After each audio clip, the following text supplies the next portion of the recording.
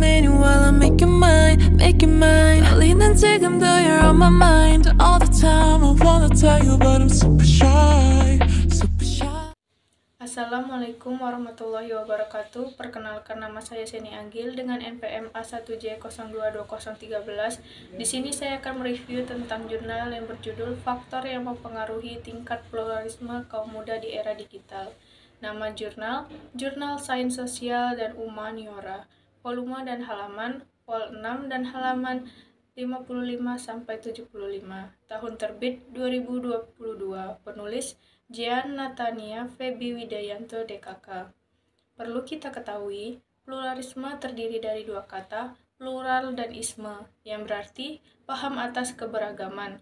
Secara luas, pluralisme merupakan paham yang menghargai adanya perbedaan dalam suatu masyarakat dan memperbolehkan kelompok yang berbeda tersebut untuk tetap menjaga keunikan budayanya masing-masing. Sedangkan secara terminologi, toleransi adalah sebuah sikap saling menghargai, saling menghormati, menyampaikan pendapat, pandangan, kepercayaan kepada orang lain yang bertentangan dengan diri sendiri.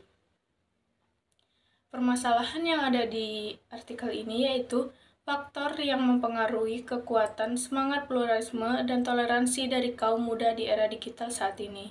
Tujuan penelitian, pemuda diharapkan mampu mengendalikan dirinya sendiri dalam menempatkan fungsi dan tujuan sebenarnya dalam penggunaan media sosial, terkhusus dalam membagikan dan mencerna segala informasi yang tersebar di dalam media sosial tersebut.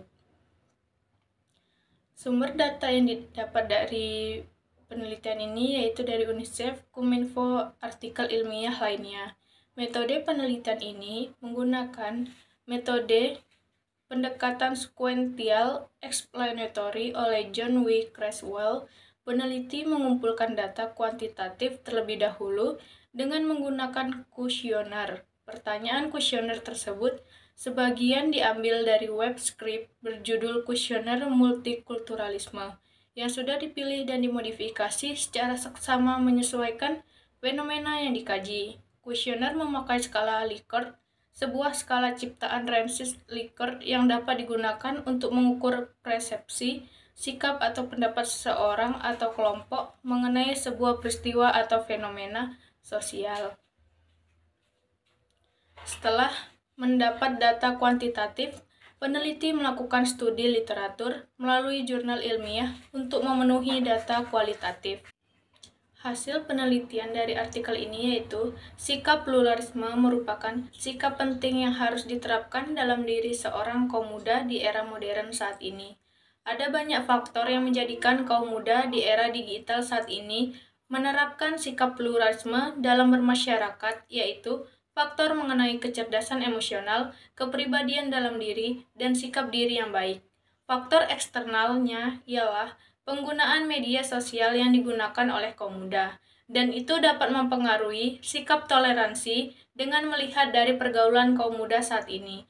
Toleransi yang terbentuk tidak hanya memberikan dampak positif di tengah masyarakat, tetapi kiranya dapat memberikan kenyamanan dan kepuasan kepada seorang pemuda untuk menjadi jembatan informasi dan berita dalam penggunaan media sosial.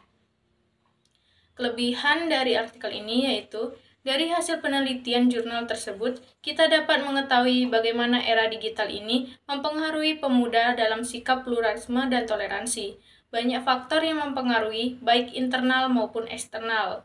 Kekurangan dari artikel ini yaitu adanya persetujuan mengenai maraknya sikap intoleransi. Kesimpulannya, sikap pluralisme merupakan sikap penting yang harus diterapkan dalam diri seorang kaum muda di era modern saat ini. Ada banyak faktor yang menjadikan kaum muda di era digital saat ini menerapkan sikap pluralisme dalam bermasyarakat, yaitu faktor mengenai kecerdasan emosional, kepribadian dalam diri, dan sikap diri yang baik. Faktor eksternalnya ialah penggunaan media sosial yang digunakan oleh kaum muda, dan itu dapat mempengaruhi sikap toleransi dengan melihat dari pergaulan kaum muda saat ini. Hasil kuesioner menunjukkan bahwa dengan pernyataan positif di atas sudah menunjukkan indikasi yang positif. Namun hal tersebut berkebalikan dengan pernyataan negatif di bawah yang menunjukkan indikator jika perilaku toleransi dan berlawanan dengan pluralisme masih ada dan beresiko mencederai pluralisme yang dikembangkan.